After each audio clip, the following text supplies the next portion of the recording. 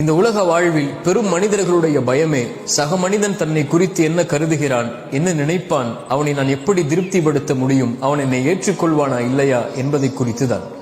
இந்த பயத்தை எவன் கடக்கிறானோ, யார் கடக்கிறாரோ அவரே வெற்றி அடைந்தவராக மகிழ்ச்சி அடைந்தவராகவே வாழ முடியும். இல்லை என்றால் உலக வாழ்வு முழுவதும் பிற மனிதனுக்காக வாழ்ந்து மறைந்ததாகவே ஆகிவிடும்.